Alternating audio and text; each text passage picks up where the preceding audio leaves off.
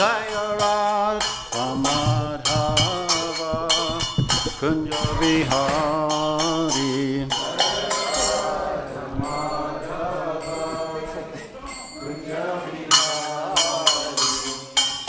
Gopi Janna Vallabha Girivardhari.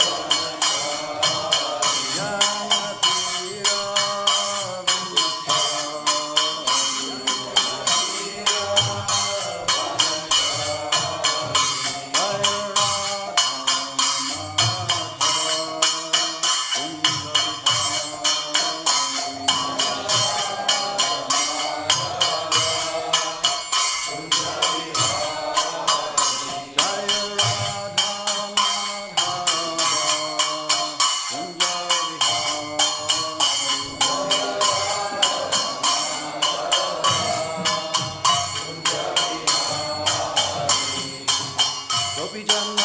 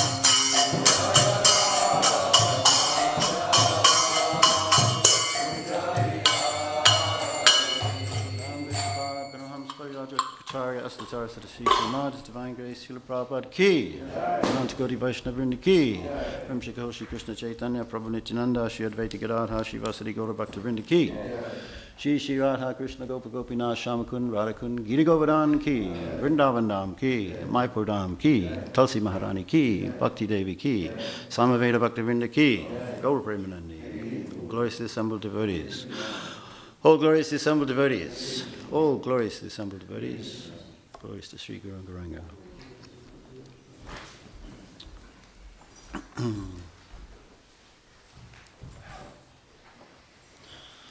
Om Namo Bhagavate Vasudevaya. Om Namo Bhagavate Vasudevaya. Om Namo Bhagavate Vasudevaya. Reading from Srimad Bhagavatam, Canto 3, Chapter 5, Text 22. What? Say it again? Oh, yeah, okay, yeah. Vata te Bhagaval Lila. Atate Bhagavad Lila. Yoga. Maya. Urubrimhita. Yogamayurupabrimhita. Sorry, Yogamayurubrimhita. Vishva. Stiti. Udbhava. Antarta. Vishvastityudbhavantata. Vanayami. Anapurvasha. Vanayamyanapurvasha.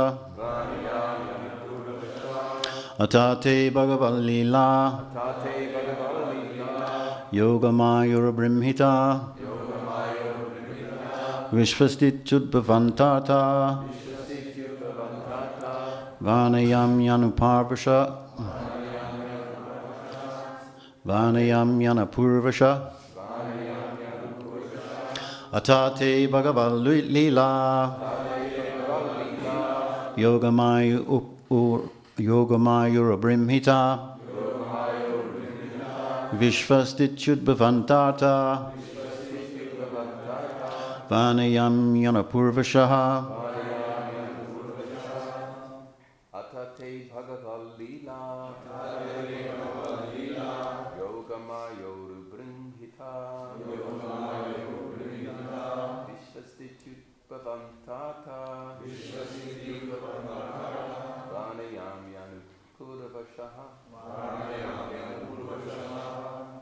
Atate Bhagavad Lila. Yogamayurabrimhita. Vishvastityudbhavantata.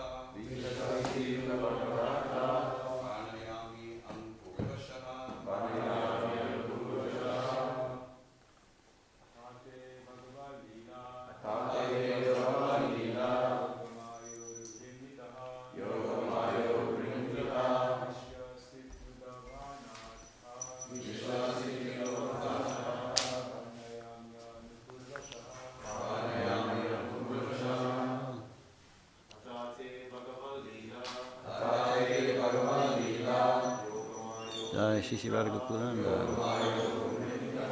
Ashwadam.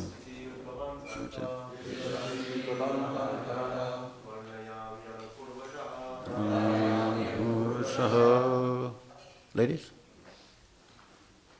Oh.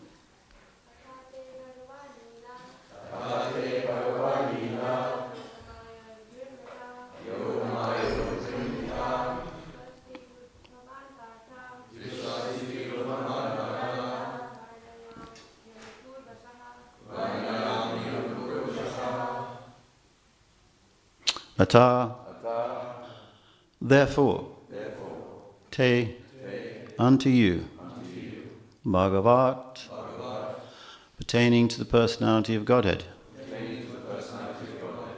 Lila, pastimes, Yogamaya, energy of the Lord, Uru, greatly, Bringhita, extended by, Vishva, of the cosmic world, Stiti, maintenance, Udbhava, creation, Anta, dissolution, Arta, purpose, Varnayami, I shall describe, Anapurvashaha, systematically.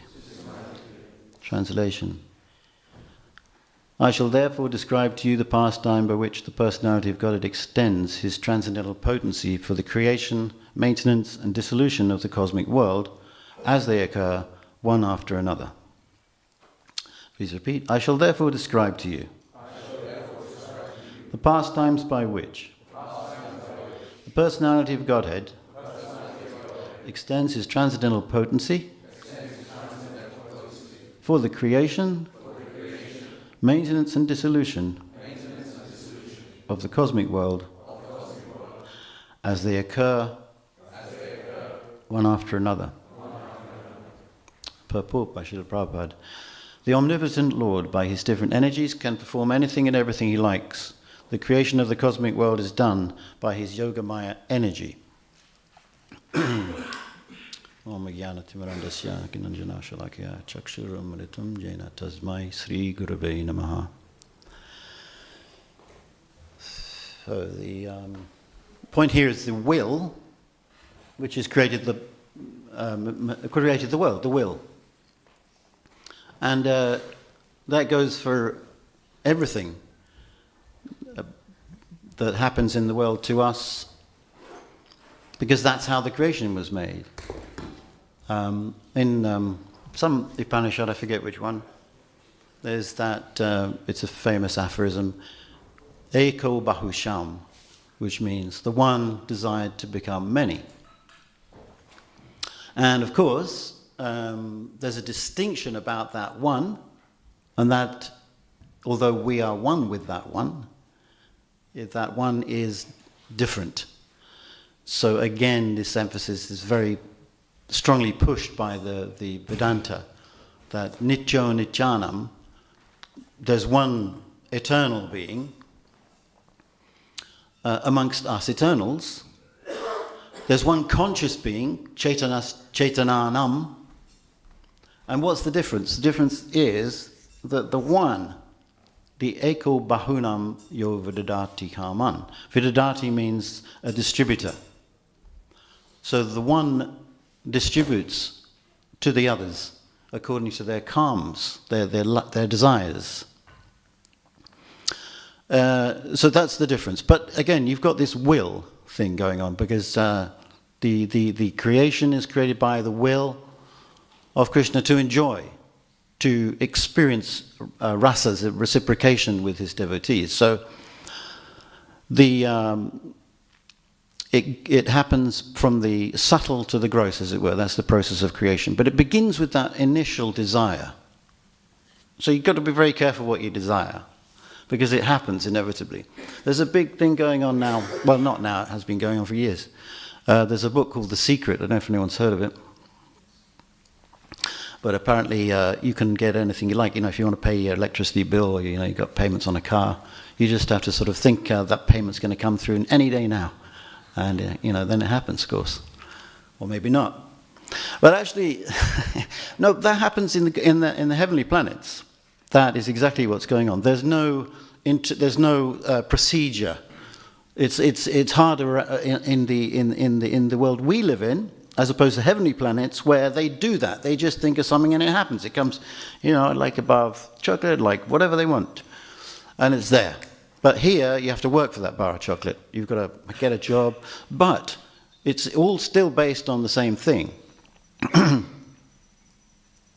Because you can start. In fact, I don't know if I certainly have that experience, that there are certain things that I was very keen on as a child, even, and those ambitions you don't really change much in life. Those things tend to sort of stay with you, and they manifest later on in adulthood, sooner or later. But they're often conceived at childhood, and then they happen. But what's going on is that, because that desire is strong, when opportunities arrive in the universe, you start to assemble those things together, and so they then happen. But it's a more gradual process, as opposed to the heavenly planets, where it all happens right there and then. Or if you're a yogi, the same thing. It's a prapti siddhi. You can obtain whatever you want straight away. So what we're offered in the world, though, is basically fake news, because we're given the impression that we can enjoy. And this is Bhagavad Gita, the Karanam Gurna Sangasya Sarasat Joni Janmasu. Whatever happiness and distress we've got, whatever births we've had, or whatever our state is right now, has been the result of our associating with the world's energy. And unfortunately, the world's energy seduces us into believing that there is something that we can get out of the world that can bring happiness to us, right? So that is basically the main fake news. that we are subjected to. And Maya is the biggest bringer of fake news. Now, if anyone's into conspiracy theories, and I'm not, then the propaganda which precedes any big undertaking by governments in order to get their people on side will be basically fake. As Winston Churchill said, the first thing to fall in wartime is the truth. But Maya is the purveyor of the biggest type of deceit. And therefore, Yoga Maya is, and that's how Krishna does it. Krishna does it through Yoga Maya. Yoga is it doesn't just mean yoga exercises and meditation and so on. Yoga actually, it also means a means, a way in which something is done. So Yoga Maya is Krishna's instrument, as it says here, Yoga Maya. Through Yoga Maya, the material energy, the material world is created, and Maitreya is just about to explain this step by step. So the means to do Maya. Maya is trickery. Maya is assuming something that isn't actually there. So, of course, Krishna is behind that because, as the first verse of the Srimad Bhagavatam says, Tejo vari mudam yata vinamayo yatratri sago amrisha. The appearance of reality, even from very elevated gods and sages, they still get fooled into thinking this material world has some permanence, has some place for shelter. And that effect is Krishna's effect. So to think that you can get out of that, you're severely mistaken, because Krishna is going to hold you there because Krishna is all-powerful. And part of surrender is also to recognize the strength of the material energy. Because what? Because it is Krishna's energy, through Yoga Maya. And the personification of that Yoga Maya, the one that effects that illusion, the one that keeps us into continuing to want things in the material world, is Durga. Yoga Maya is Durga. Durga is Yoga Maya. And there's a famous advertising in the 20th century began with somebody called Bernays, who was the cousin of Sigmund Freud. And what Bernays changed the marketing method in the 1920s was, instead of saying, hey, here's a nice tire for a car, right? And it'll last for ages. It's very strong, and and these appealing to people's rationale. Well, that's not what works. What you've got to do, and what his most effective idea and policy of getting it into the mainstream was to get people to want something. It didn't really matter what it was, but he recognized the psychology. So you don't need a big car to get from A to B, but for your status, if you get, like a Ferrari or a Rolls Royce or a Bentley or even a new car, your status is improved socially. So that's something you want. You want to associate having a very beautiful woman on your arm for any product. And these are all aspirational pushes from the advertising industry. It began by the 1920s. And in fact, strangely enough, he began this very successfully because it was seen as improper for women to smoke cigarettes. So what he did was, he in the big ticker tape parade they had, I think it was July the 4th or something, then he got all these beautiful models to walk in front of the parade smoking cigarettes. So then it was the done thing. And then film stars started smoking cigarettes. So it was, I want to be like a film star. And it's all about wanting things. So the material energy advertises to us that you'll be happy if you get this or that, and then you want it. And then when you want it, you'll go about creating the situation. You'll buy in. So that's the influence of the material energy, and something worth avoiding. if you know what's what. Because, and that's the thing, learnedness. What is it? True learning. Well, this is learning here. This is a conversation between two sages. You got Vidura and Maitreya, and then you've got, because this is a discussion which is being echoed by Shukadeva Goswami speaking to Parikshit Maharaj, and then that is being heard by the sages of Naimisharanya. But this is about what really is knowledge, because the conception is of knowledge these days is you go to university to get something to qualify you as something. But the point that Prabhupada points out in discussing learning is that if learning doesn't make you behaviorally change, then it's a waste of time. So, and in fact, very and pinpointed by Chanakya, Chanakya Pandit, who also known as Kautilya, because he was a very famous politician. Kautilya means crooked, but basically it means he was very clever as a diplomat. But he had some fantastic sayings. And his point was that, well, what's real pandit? What is a pandit? A pandit should be somebody, if behaviorally the test should be that they see all women apart from their mother, their wife, as mother. That's number one. Matrivat paradarishu. Paradravyeshu lostravat. Paradravyeshu means other people's possessions. You don't care for them. It's just like you see a bit of rubbish, it's not interesting. You see someone's house in Hampstead, not interested, right? So that's paradravyeshu lostravat. That's learning, and then the other one is atmavit. You see others like yourself. You empathize with others because they're the same. And then yapashati sapandita. Someone who sees like that, then they're actually a learned person.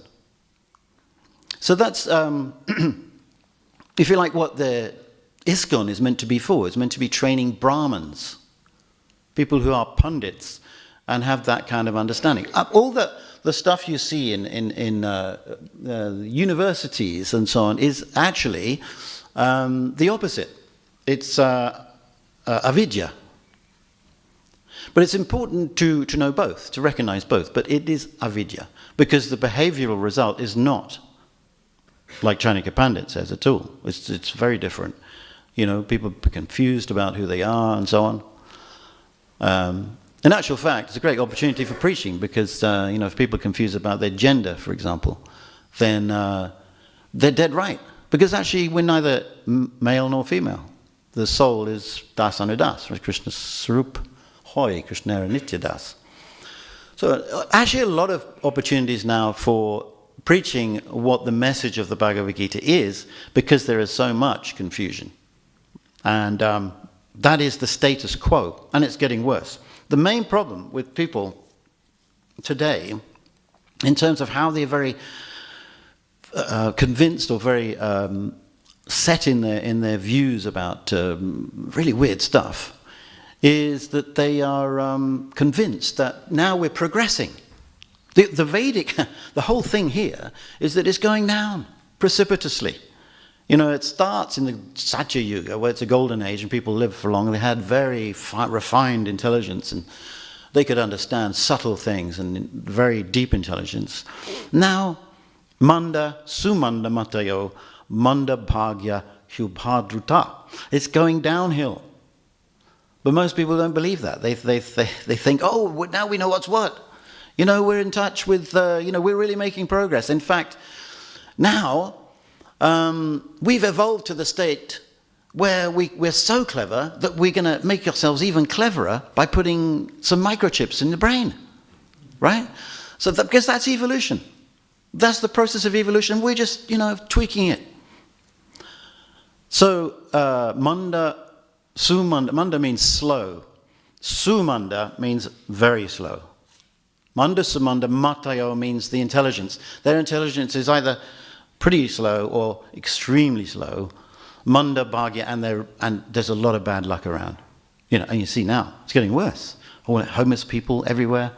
The economy is just slipping into dereliction. It's not necessarily that it's just. There are direct and indirect causes, but it's no chance that that's going on because again you've got a interesting Bhagavatam view on that. Dasyu prayeshu rajasu, that in this age of Kali, all the leaders, they're thieves. Dasyu is worst type of thief. So that dasyu prayeshu, almost all the rajas, the kings, the governments, they're dasyu, they're thieves, and that's why there's homelessness, and that's why the whole economy is going to pot. Not because there isn't enough. Prabhupada always said that. The Malthusian theory, that there's not enough to go around and we have to depopulate so that there will be. Well, that's not true, because there is enough. There's always enough because Om Purnamada Purnamidam. The material world is complete in every way. There's no dearth of anything. And if there is, it's just because some people are monopolizing it and keeping it for themselves. So it's a different view. It's very important to see that we're slipping. And it's not the other way around. We're not evolving into higher beings. It's the other. That's the influence of this age. So, the point about Vidura. He was the brother of, anybody know? Dhritarashtra. And, of course, Dhritarashtra was always machinating about, politics. He had a gripe. It was quite a fair gripe, really, because, he was blind, but he was the elder brother. So rightfully, he was the heir to the kingdom when Vichitravirya passed away. That's his father and Dhritarashtra's father. But because he was blind, his younger brother, Pandu, took the throne. And when Pandu took the throne, he didn't last very long. So then his sons, he assumed, would be, at that time they were minors, Arjuna, Yudhishthira, and the brothers. They were minors. And Dhritarashtra said, I'll look after them. But he harbored this thing, just because I'm blind, but I was the eldest.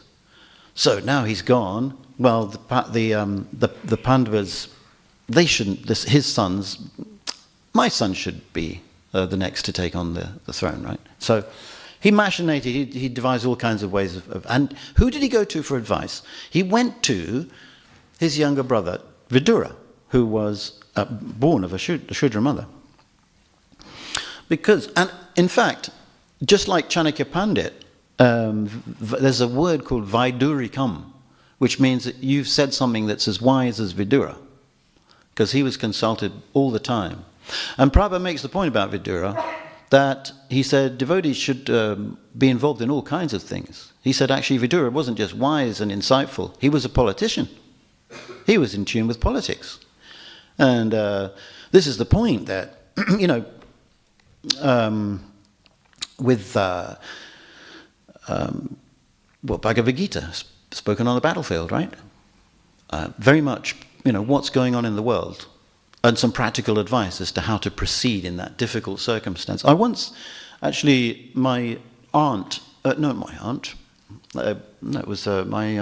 mother's best friend was an Indian lady she went to school with who lived in Delhi. And she gave me her take on the Bhagavad Gita, which was quite interesting. Not the proper take, but it was an interesting point.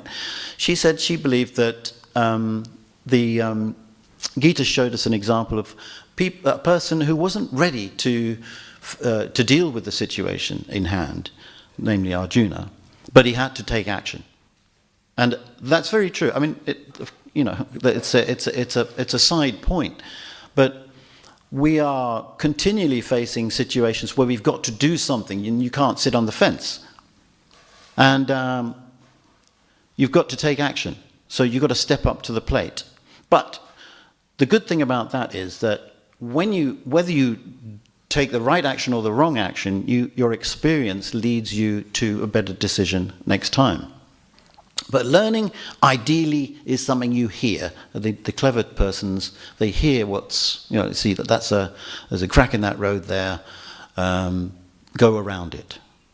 Okay, thank you very much. And then you don't damage your car. But you could, on the other hand, just drive, and you'd also experience the crack, and then you'd have to repair your car. So the first class intelligence is to hear, and then you bypass a lot of the problems. So Vidura is the point is about Vidura that the devotee should partake in all manner of societal things. In this case, Vidura had so much input into the managing of the empire. He was the one that was sought after to give advice on running to Dhritarashtra and to others of how to run the empire. And a sort of side issue here is that Vidura was a half brother of Dhritarashtra. Why was that? That was because in those days they had polygamy. A king would have a princess, but then along with the king there would come a whole lot of handmaidens as well, like in his situation. So one of the handmaidens of Vichitravira, was the mother of Vidura, he had, and then there was a king. The last king of Lucknow was Nawab. Wazi Ali. What's his name? Wazi Ali Shah, I think is his name, and he had 164 wives, and each of them had children. They weren't just spare. So it's interesting because Prabhupada speaks very liberally about marriage, because if all women are supposed to be married, then the Vedic system, for the higher caste that was, and the reason for the higher caste was because marriage entails a lot of maintenance. So as long as you could provide the maintenance for all those wives, then that was perfectly okay, at least in Vedic culture. And this was also taken up by the Mohammedans. So to say, extraordinary number of wives, begums, I think they call them, 164, and they were all looked after. Famous though, because the English had to provide all the pensions for them when they took over. Shri Radha Gokulananda ki.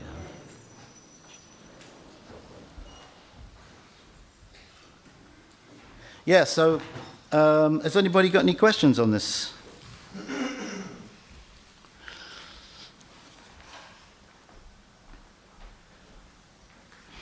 Anybody got any questions?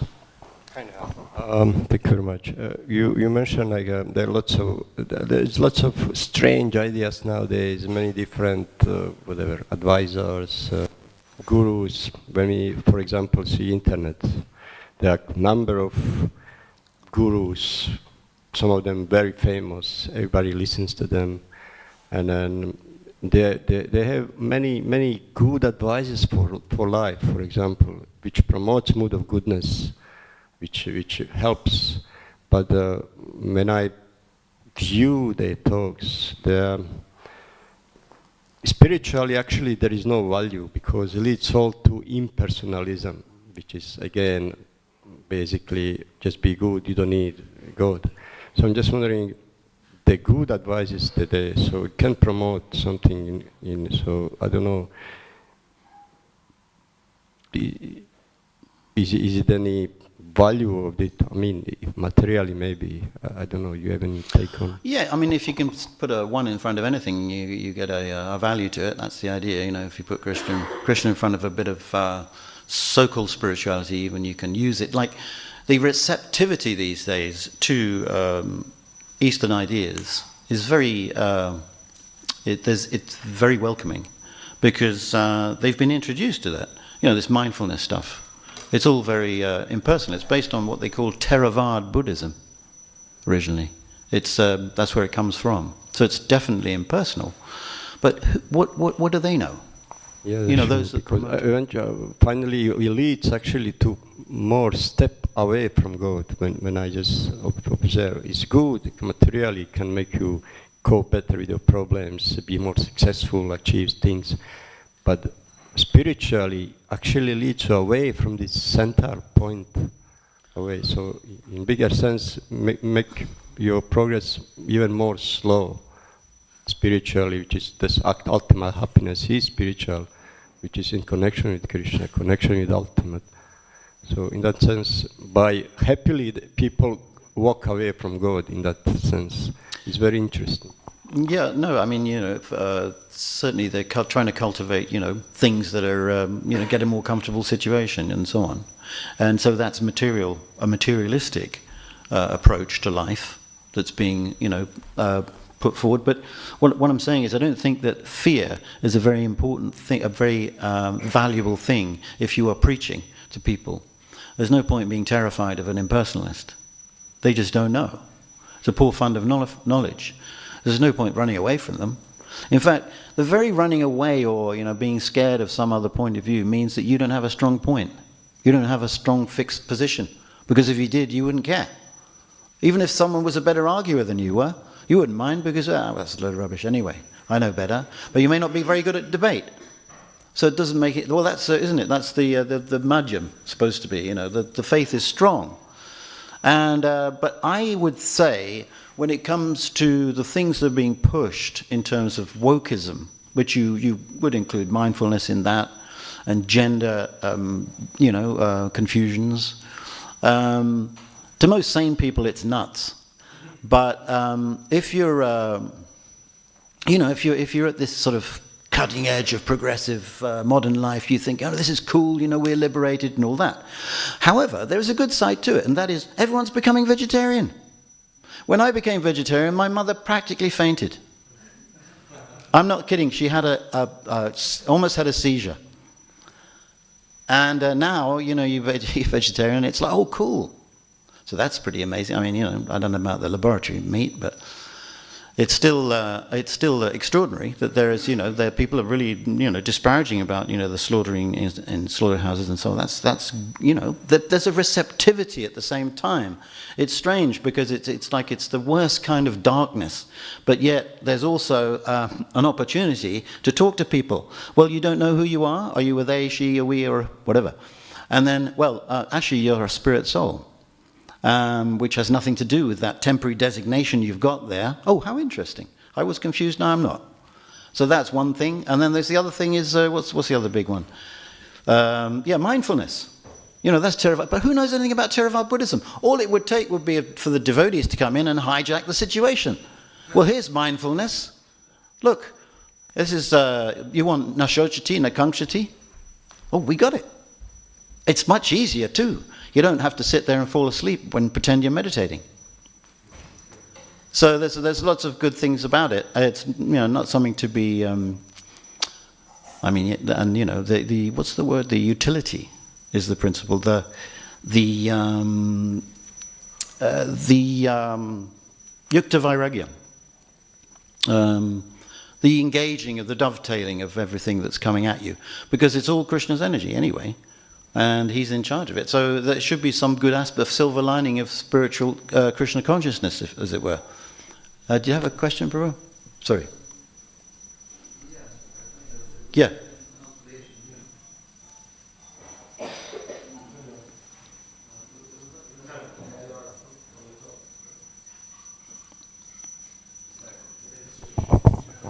Hello? Yeah. It was an observation. So I think we tend to demonize any type of material advancement, but in my experience, like when things are really bad materially, things either go in one or two directions. You either lament and you look for an answer to your suffering, and then that can tend to bring you more towards spirituality. But at the same time, if it's too difficult, like you don't have the space to practice anyway. So like if your material life is extremely stressful, and you don't really have much, you don't have health, you don't have time, it can make it very difficult to even find the space to practice. Like what I've noticed is that when things have gone really bad for me, like I've looked for answers, but if I didn't have the time to explore, I wouldn't have made any progress anyway. Absolutely. Yeah, absolutely. And in fact, that's famous, well, famous to those that know about Bhagavad Gita, that there's parallel lines. Parallel lines. You've got spiritual life and material life. And they need to be both there. You can't pretend like you don't need to sleep. You can't pretend you don't need to eat. You can't pretend any of those. You can't, even Prabhupada categorizes mating as being one of the four necessities, the bodily necessities. So that's why you have the Varnashram system. So those things actually have to be there in a comfortable sense in order to have the capacity to take up spiritual life in earnest, because that demands a lot of energy too. So those things have to be sorted.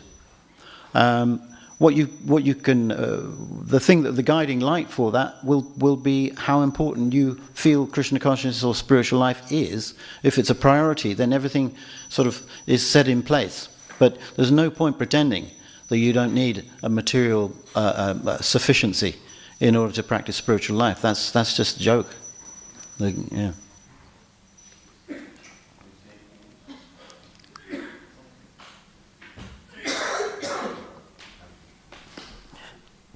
Yeah, I was just on that point. I was in Calcutta once years ago. And there was a big poster that says poverty is the root of evil, and it said A.C. Bhaktivedanta Swami Prabhupada. And I never found that quote, but it's interesting that they put that up. That if you're too poor and you're suffering too much, then you won't be able to have the space in your life and time to receive knowledge.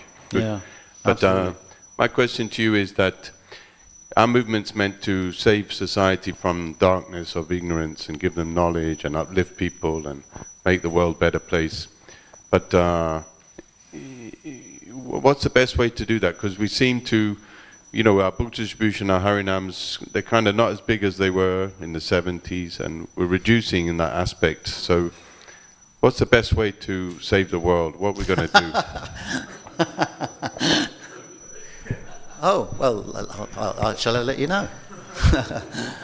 Well, no, because it's got to be, I mean, it is a very powerful thing, what we've got here, but it has to be communicated properly, that's all. I think the first thing, you look at Chaitanya Mahaprabhu preaching to the Mayavadis, I mean, he respected them deeply. I mean, they were impersonalists, but he was very respectful of them. And the way he couched his preaching was sort of so humble. He really attracted them through himself, personally. And then they thought, oh, well, what's he got to say then? If you're genuinely a friend to, and a friend doesn't just mean, because the tendency is, we get this, this charge to preach. And what tends to happen is you're preaching at someone instead of getting them to resonate with you and to go along with you. And there is a big difference. So I think the more friendly we are with people, then the more likely they are, the more we can relate to them in all their aspects, because you've got the spirit, yeah, okay. No, don't worry, all your family's dead, but because they're alive, they're spirits, That won't make anyone happy. They'd be very, very rude. Any difficult calamity someone faces, you say, don't worry about it, it's temporary. You have to see what they're going through, so that they can, appreciate that you understand them. Otherwise, you've got no scope for saying anything. Doesn't matter what you say to them. You may quote the finest verses from the Srimad Bhagavatam and Vedanta Sutra. It will just go straight past them, unless you've established an actual personal relationship with them that is only ever. And that, I mean, it's not that somehow you become, a Vaishnav, and then you're a magnet to every living being, because you have to. That has to be something you earn, and but I do think. I mean, it's clear that this culture is phenomenal. There's no doubt about it. Those who studied the Vedas when they first came out in the 19th century were available to Western thinkers. They were stunned, because they saw a philosophy that had evolved completely by itself and yet was, as they saw it, as advanced as the Western culture philosophy. And you got Schopenhauer, Kant. They all loved the Vedas. But something of that has been lost because, of course, if you attribute too much importance to it, then you're more of an exploiter than you would prefer to be made out to be if you're the colonialist, right? So there had to be a systematic denigration of it in the appreciation of how advanced it was. So they kept it down. But that's a fact, though. And there is a book particularly that Schopenhauer wrote called the Will and it's called The World as Will. The world as will and representation, saying that it's desire that's the problem. And Karanam Guna Sangasya. It's the same sort of principle, exactly. So if that's the case, then we've got a lot to offer, and we just have to make it available in a way that will be consumable or acceptable and received well, be welcomed. But that takes, you've got to see, oh, this person's, cheesed off with the way I'm talking to them. I can see it in their face. But then you're talking to someone in ways that are received by them emotionally. It's a different story altogether. You have to win a heart. I think a question of winning hearts and minds. There you go. How about that? Would you like to say something too? Because you're a great preacher. Oh, yes, you are. Anyway, more questions? Yes, Baru?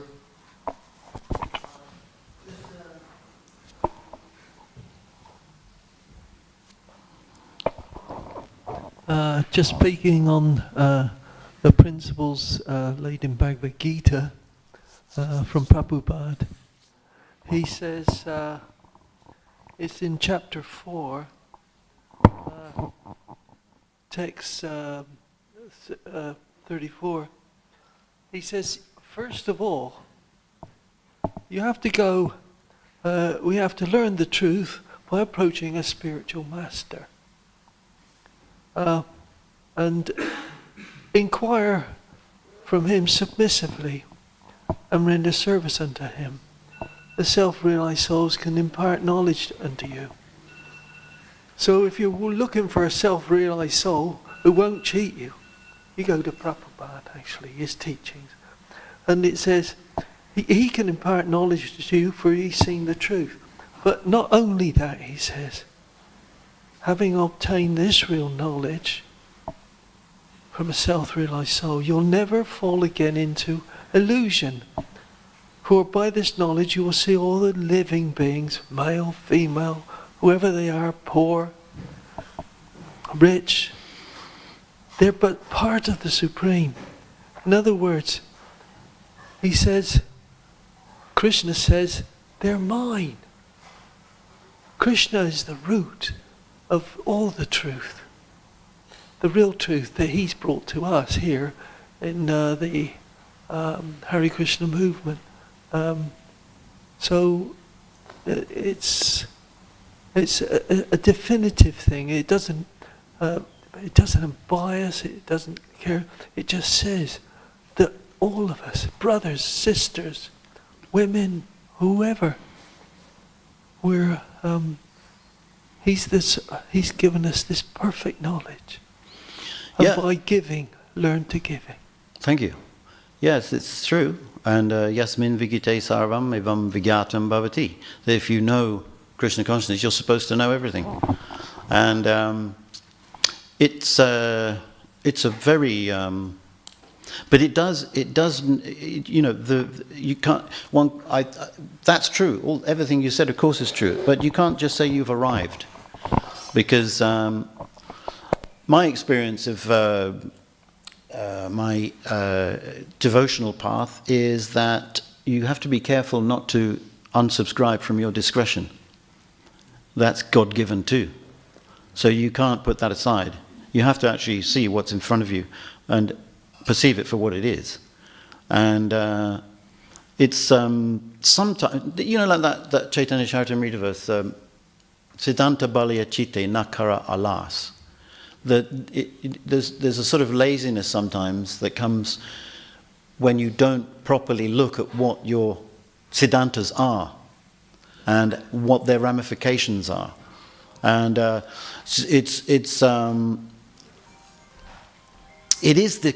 the what's the word? It is the panacea for everything, Krishna consciousness. But you know, you just like to be a Brahmin. It's a guna and karma. You're qualified, but then you've also got to be the Brahmin. Your karma. You've got to do it in karmic. You've got to actually do it in, you know. So it's both. Otherwise, it's not the whole package. So it is an application of this wisdom into, and that's, you know, talk about the brain for preaching. You know, got to have a brain for preaching. It's not just going to happen. And it's a fine-tuning thing. It's a sort of tweaking thing that will actually, the prediction's there, right? We all believe it. Lord Chaitanya says, every town and village, my name will be spread. That there will be a golden age even. So yeah, but we need to be working on all levels in order for that to come about. And even, like I say, Vidura, he was a politician. He wasn't just because he was a devotee, he was just doing arti. He was involved in these incredibly complicated diplomatic situation of the time at the top level. And he was notably a very famous devotee. But thank you for that very important point there. Hare Krishna. Right, that's it then. Glory to Prabhupada.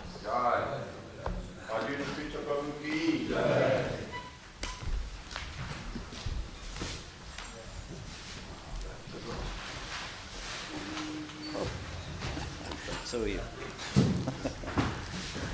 Oh, that was fun. Brilliant. Going for breakfast? Because I don't know.